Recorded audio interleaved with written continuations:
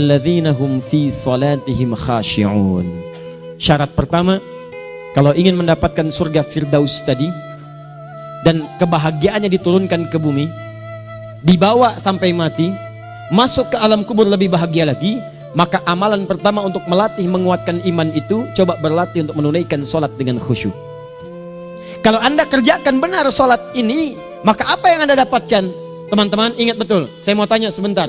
Keabadian yang abadi disebut dengan sa'id. Kalau kita ingin turunkan ke dunia percikannya kita dapatkan, usahanya disebut dengan apa?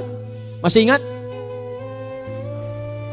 Aflah itu kalau didapatkan, kata dasarnya apa tadi? Falahun. Lihat baik-baik. Kata Allah dalam Al-Quran tadi, kalau ingin mendapatkan falahun, amalan pertama sholat. Makanya ketika dipanggil sholat, kalimat falah dilekatkan pada panggilan sholat. 5 kali diingatkan.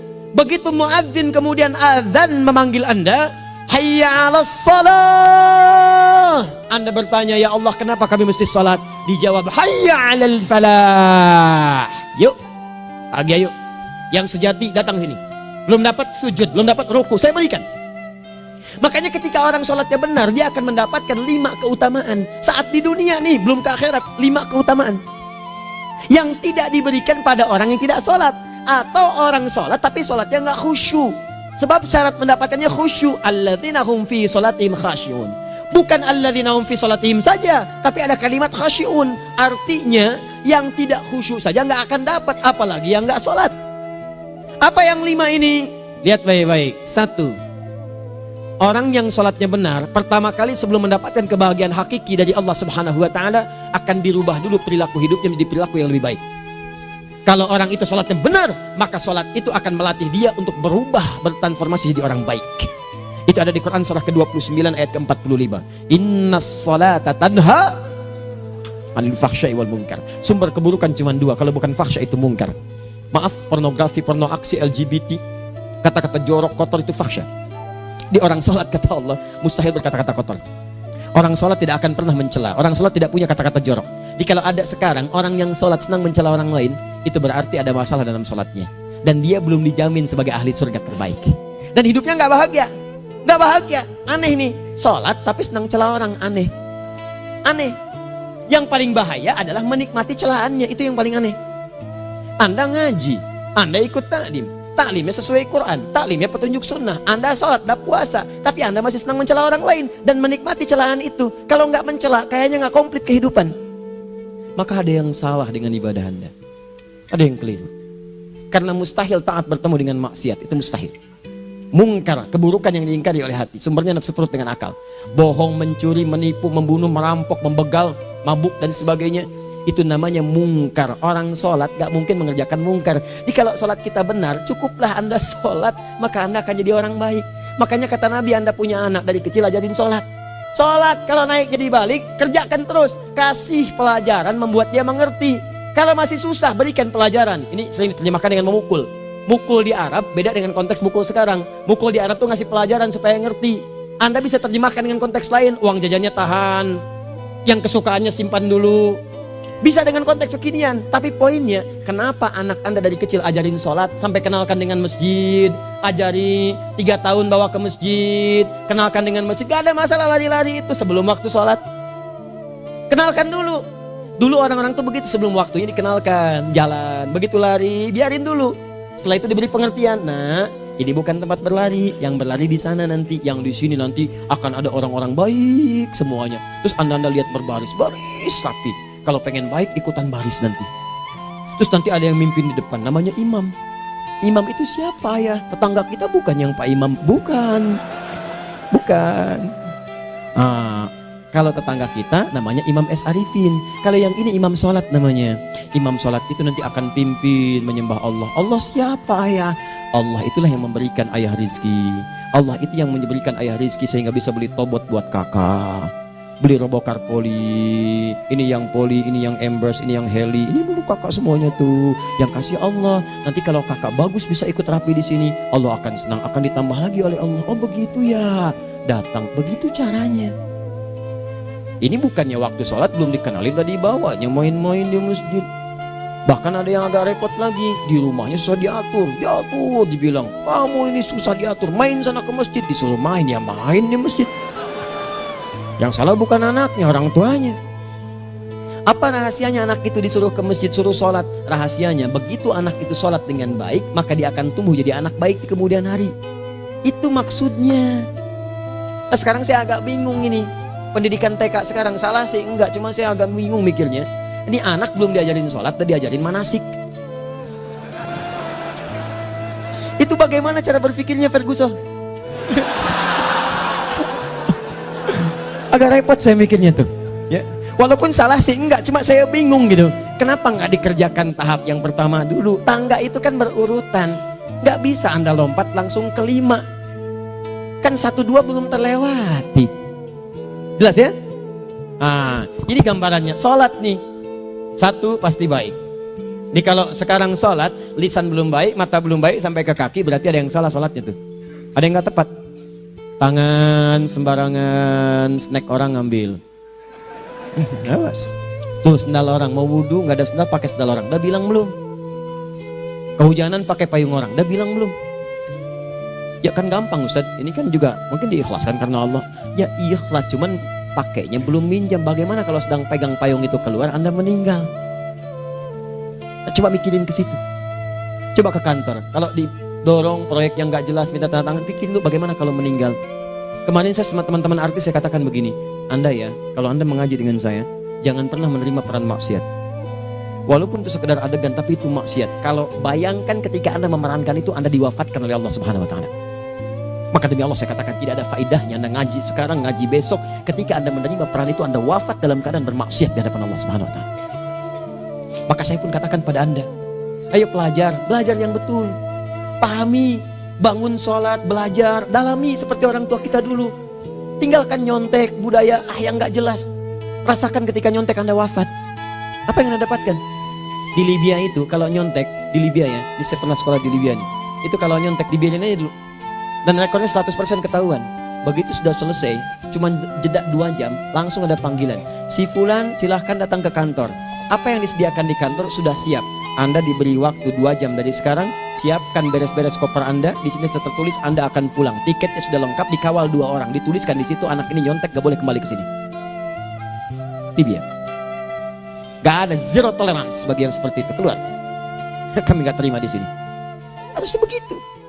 Gak ada faedahnya. Yang kita butuhkan amalan dari ilmu, bukan nilai-nilai itu sementara. Gak ada. Sudah. Nah ini akhirnya begini kualitasnya nih. Tertulis di ijazahnya bagus, cum laude, IPK-nya 4, tapi nggak ada aplikasinya. Yang pintar banyak, kita butuh yang baik, pintar yang baik. Sekarang yang pintar banyak, kepintarannya dipakai untuk nipu orang. Itu yang bahaya. Ahli hukum banyak yang dihukum. Ahli ekonomi tidak bisa mengangkat perekonomian. Apa yang salah?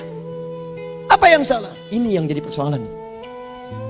Tapi dasar manusia, begitu di sidang mulai pakai peci, pakai baju koko, pakai tasbih, dan pakai kerudung. Luar biasa. Nih 2. Orang kalau sholatnya benar, Allah akan berikan ketenangan dalam jiwanya. Tenang hati. Jangankan musibah kecil, musibah paling besar pun tenang aja dia. Tenang, dia paham rumusnya. Allahu Akbar. Turun Quran surah ke-13 ayat ke-28. Ala bidzikrillahi tatmainnul. Yakinkan pada dirimu, zikir kepada Allah membuat hati tenang. Di antara turunan zikir amalannya adalah sholat. Dari mana taunya? Quran surah ke-20 ayat ke-14. Innani anallahu la ilaha illa ana fa'budni wa aqimis salata lidzikri. Saya Allah, kata Allah ke Nabi Musa. Tidak ada Tuhan selain saya, sembah saya. Bagaimana menyembahmu ya Allah? Tunaikan salat sebagai zikir kepada saya, zikir. Nah, maka kalau Anda sedang tidak tenang, ayo ke masjid. Banyak zikir itu, baca Quran zikir. Quran surah 15 ayat 9. Inna nahnu nazzalna dzikra. Kami turunkan Al-Quran sebagai zikir. Jadi kalau Anda sedang baca Al-Quran, Anda sedang berzikir. Ibu kalau sedang gak tenang, Bu, gelisah, gak enak, gak usah mengeluh, apalagi bikin status gak karuan. Ibu wudhu, ambil mushaf baca. Begitu sedang baca ada ketenangan dalam jiwa. Berdoa, zikir. Kalau sedang gak tenang, besok ada proyek, doa dulu. Doa itu memberikan ketenangan. Makanya doa disebut dengan zikir. Quran surah ke-7 ayat 205. Wadhkur rabbaka fi nafsika tadarruan wa khifatan wa dunal jahri minal qaul. Ayo berzikir, minta kepada Allah dengan segenap jiwamu, mohon dengan penuh ketawaduan. Nanti ketenangan diberikan. Menghafal Quran, baca-baca itu zikir. Quran surah ke-54 ayat 17, 22, 32, 40. Walaqad yassarnal Qur'ana lidzikri fahal min mudzakir. Menyebut nama Allah Asmaul Husna itu zikir. Sedang ada persoalan, ya Allah, ya Allah, ya Allah, ya Rahman, ya Rahim, ya Malik, ya Qudus, ya Allah, ya Allah, ya Allah, ya Allah. Zikir. Dalilnya Quran surah kedua ayat 152. Fadhkuruni azkurkum. Sebut namaku, zikir. Aku pun akan mengingatmu. Gimana menyebutnya? Ditafsir di Quran surah 17. Ayat keberapa? 110. Qulid Allah awid Rahman ayyamma tad'u falahul asmaul husna. Sebut nama Allah. Itu menenteramkan pada jiwa. Sedangkan sholat gabungan dari semua zikir tadi. Bukankah dalam sholat Anda baca Al-Quran? Bukankah dalam sholat Anda menghafal Al-Quran? Bukankah dalam sholat Anda berdoa? Bukankah dalam sholat Anda istighfar? Anda mohon digabungkan semua itu. Amalan sholat menggabungkan semua jenis zikir. Masa Anda nggak tenang juga? Makanya sholat, jangankan sholat ya, tempat sholat itu yang menenangkan. Tempat sholat, tempat paling tenang di muka bumi. Kalau nggak percaya silahkan ya, Anda sebelum masuk ke Istiqomah ini, begitu Anda masuk kan perasaannya beda kan? Lain. Silahkan cek, kalau cari ketenangan datang ke masjid. Masuk, wudhu masuk, sholat 2 rakaat tenang. Dekat kipas angin, saking tenangnya plek ngantuk tidur. Beneran, enak. Makanya saat Ramadan kalau orang pengen cari ketenangan, lihat di perusahaan-perusahaan penuh tuh musola pada tidur. Ya, mengamalkan hadis palsu. Ya, dia musoim ibadah, tidurnya orang puasa ibadah, hadis palsu. Nah, itu teman-teman. Itu gambarannya tiga. Orang yang salatnya khusyuk benar, itu dijamin langsung oleh Allah Subhanahu wa Ta'ala akan dimudahkan semua urusan hidupnya termasuk rezekinya. Ini yang saya katakan. Jadi saya katakan tadi, di akhirat ini, di surga, rezeki tinggal ngambil. Anda kalau benar sholatnya, itu langsung dijanjikan oleh Allah. Rezeki itu nggak perlu Anda banyak pikirkan. Ikhtiar sedikit, datang. Bahkan dari sisi yang tidak Anda duga. Apa dalilnya? Quran surah ke-65 ayat 2 dan 3. Ditafsir di Al-Baqarah ayat 2 dan 3. Wa may yattaqillaha yaj'al lahu makhraja. Ada orang yang meningkatkan takwanya kepada Allah, kami mudahkan urusan hidupnya. Setiap persoalannya diberikan jalan keluar, mudah. Solusi. Setiap ada problematika, ada solusi. Wa yarzuqhu min haitsu la yahtasib. Dan kalau dia ingin mendapatkan rezeki, bahkan kami kirimkan dari sisi yang tidak dia duga. Orang lain capek ini datang lagi, tawaran proyek datang lagi. Utsman tuh Masya Allah, kayanya banyak. Tapi yang paling dirindukan bukan saat mendapatkan peningkatan omsetnya, yaitu saat dia mendapatkan waktu khusus dengan Allah untuk sholat. Malam hari sampai-sampainya sempat sholat tahajud sampai khatam Al-Quran. Abdurrahman bin Auf demikian, Tamim Ad-Dari demikian. Sholat karena tahu sholat itu meningkatkan rizki. Karena tahu kuncinya ada di situ, Allah yang punya rizki. Disebut dengan Razak, pemilik rizki. Maka saya harus punya hubungan dekat dengan Allah. Kalau sudah punya hubungan dekat, mau apa aja gampang. Belum minta, udah diperhatikan. Silahkan cek, Anda punya hubungan baik dengan bos Anda di kantor. Ya, sebelum Anda minta, beliau udah pikirin tuh. Telepon bendahara. Dia udah ngambil belum gajinya? Belum Pak, tambahkan bonus sekian. Kenapa? Karena dia mengawasi Anda. Allah maha tahu dibandingkan dengan bos Anda. Mendekat kepada Allah, semua diperhatikan oleh Allah.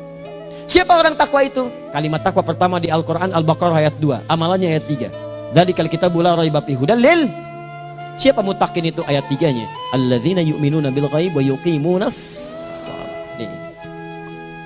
Di gampang. Kalau pengen mudah hidupnya gampang. Biaya nggak mahal, tenaga nggak banyak, tingkatkan takwa nih. Jadi kalau hidup Anda masih susah, di kantor champion, di rumah tangga bermasalah terus, atau sebaliknya, maka boleh jadi kalau gelar Anda tinggi, harta Anda banyak, tapi selalu punya masalah. Bukan Anda kurang hebat, bukan Anda kurang kedudukan, bukan Anda kurang kaya, Anda kurang takwa. Dan yang paling dahsyat, mungkin sholat Anda belum berkualitas. 4. Orang yang sholatnya benar, khusyuk dia. Bahkan saat sholat itu kalau dia minta, maka seketika doanya akan dikabulkan. Tanpa diskusi, langsung seketika. Contoh, Quran surah ketiga ayat 38-39. Demi Allah saya katakan, Nabi Zakaria punya masalahnya pelik. Sudah berumah tangga, istrinya divonis monopos, maaf bahkan mandul. Gak mungkin punya keturunan. Maka apa yang beliau kerjakan? Secara singkat beliau sholat. Begitu sholat minta kepada Allah. Hunalika da'a Zakaria rabbah. Di mihrab itu beliau bermohon kepada Allah. Bermohonnya sambil sholat. Qala rabbi habli min ladunka dzurriyyatan thayyibah innaka sami'ud du'a. Ya Allah, mereka katakan saya nggak mungkin punya keturunan. Sekarang saya ingin katakan, ya Allah, saya hanya minta darimu saja, saya nggak akan dengarkan mereka. Ya Allah, mohon Engkau maha mendengar, ya Allah. Maha mendengar doa saya. Kalau kepada yang maha mendengar aja nggak mengabulkan, kepada siapa lagi saya mesti minta? Apa yang terjadi? Fanadatul malaikatu wa huwa qa'imun yusalli fil mihrab. Turun malaikat mengabarkan, sedangkan beliau masih sholat, belum selesai dalam sholatnya. Sholat khusyuk itu belum selesai sholat aja dikabulkan, doa sudah turun. Sholatnya belum selesai, doa sudah dikabulkan. Annallaha yubashshiruka bi Yahya. Allah kasih kabar gembira. Doa kamu didengar, dikabulkan. Kamu akan punya anak. Namanya langsung dari Allah Yahya. Artinya hidup yang mustahil menurut manusia. Lahir seorang dari rahim perempuan yang menepus dan mandul, bayi yang hidup. Kata Allah, nggak ada yang mustahil bagiku. Jadi dan jadi dia. Berita baiknya, Nabi Zakaria sholat dikabulkan. Umat Nabi Muhammad sebelum sholat sudah ditunggu oleh Allah. Mau minta apa? Aku kabulkan sekarang. Hadisnya qudsi. Saya bacakan. Hadatsana qala Rasulullah sallallahu alaihi wasallam qala Allah azza wa jalla qasamtu shalah baini wa baina abdi. Kata Allah, saya bagi dua ya salat antara aku dengan hambaku. Wali abdi ma sa'ala. Kalau hambaku benar salatnya, aku berikan apapun yang dia minta sekarang.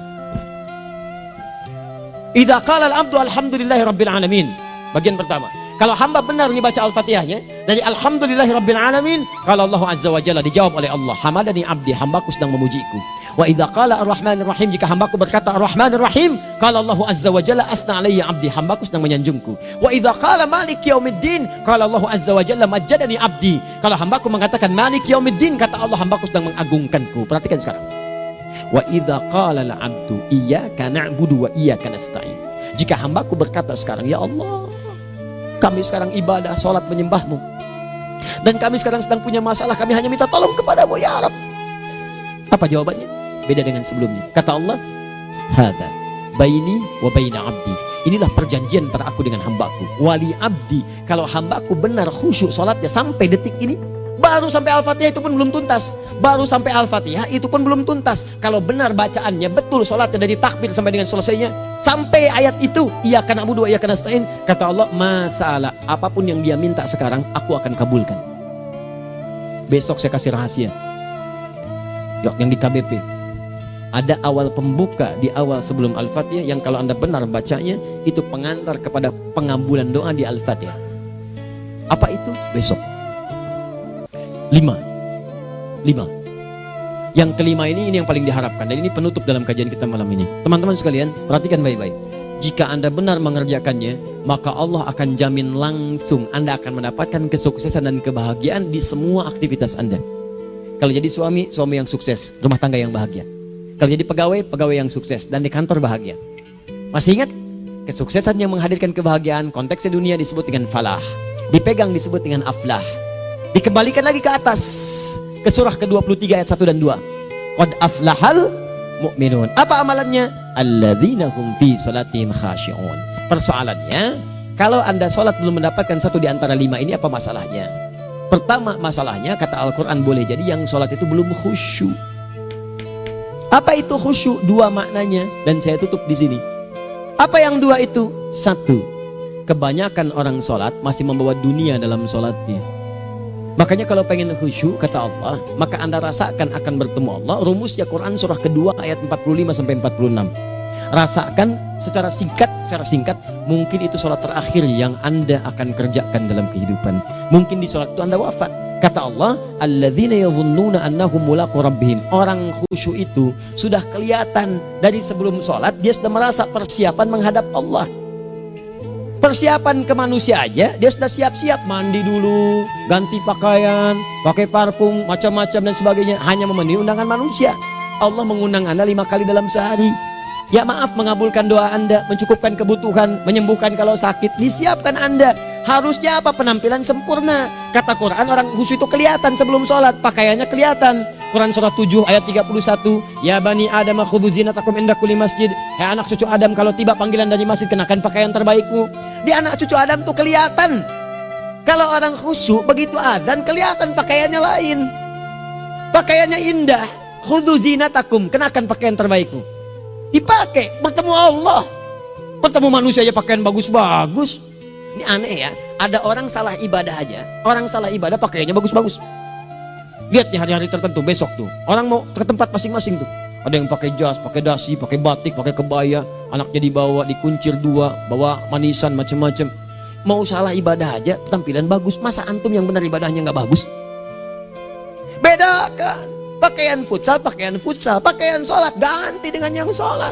Ini gimana pakaian sholat pakai pakaian futsal? Depannya gambar Messi, belakang Ronaldo. Repot. Malaikatnya juga bilang, kamu salah baju, harusnya Luka Modric.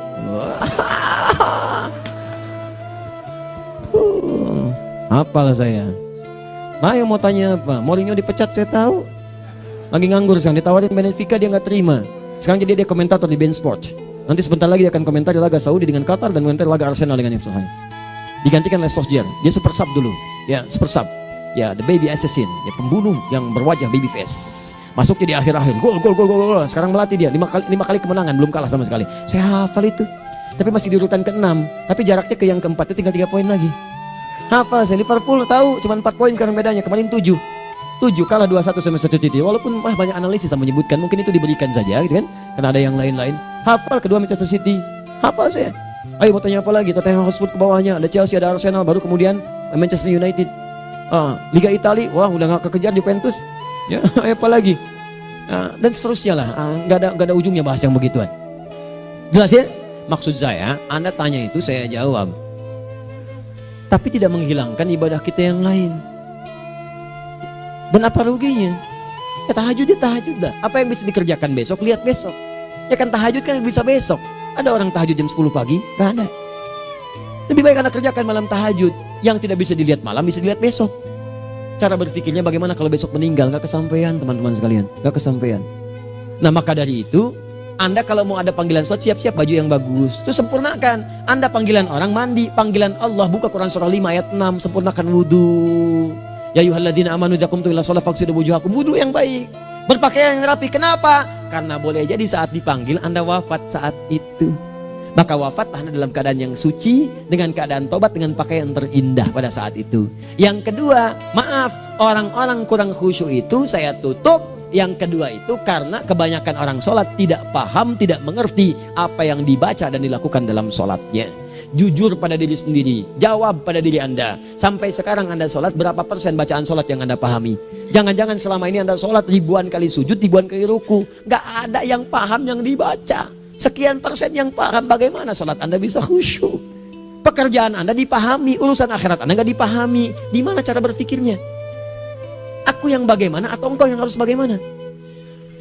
Ya, coba berubah. Nah ini baru satu amalan, belum yang lainnya. Ada 5 amalan lagi yang kalau kita bisa turunkan itu, selain sholat yang khusyuk, maka jaminan tadi akan datang. Baru sholat khusyuk aja 5 datang, apalagi ditambah dengan 5 amalan lainnya lagi. Demi Allah saya katakan, dunia kecil sekali, gak ada nilainya. Akhirat aja enak, nikmat. Saya ketemu Ustaz Arifin beberapa waktu lalu, dan kita doakan semoga Allah berikan kesembuhan, kesehatan. Saya datang, biasa kita ada berdoa, duduk. Bang istirahat, bang butuh istirahat, umat udah nunggu. Dah gak usah mikir yang lain, karena beliau cerita masjid, cerita zikro, cerita mana lagi. Ya insya Allah, nitipin ini, nitipin itu dan seterusnya. Dan yang paling indah adalah, bang kita saling panggil weekend. Nikmat, gak ada yang senikmat ini. Zikir, Allah, doa.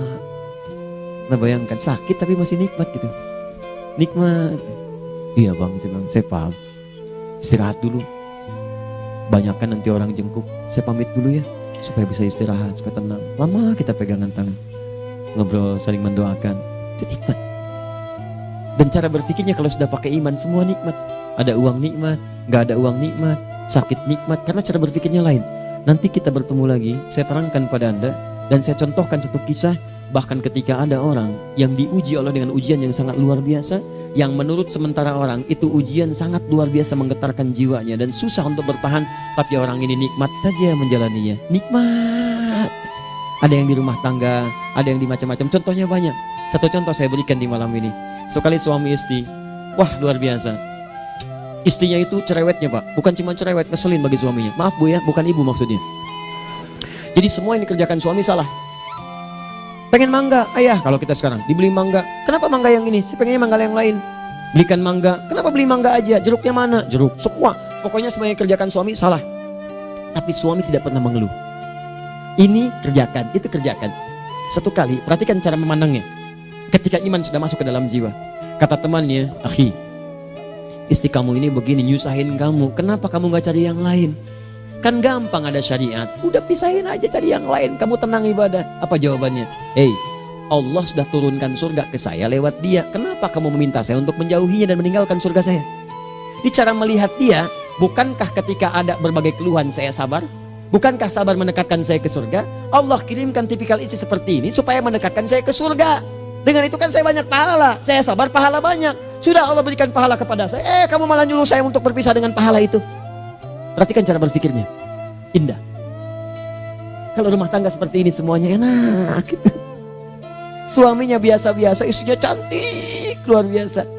Begitu berdandan kelihatan, kata suaminya, Masya Allah, wajahnya tak berpaling, mata tak berkedip. Kata istrinya, ya zauji madzabik, sayang kamu kenapa?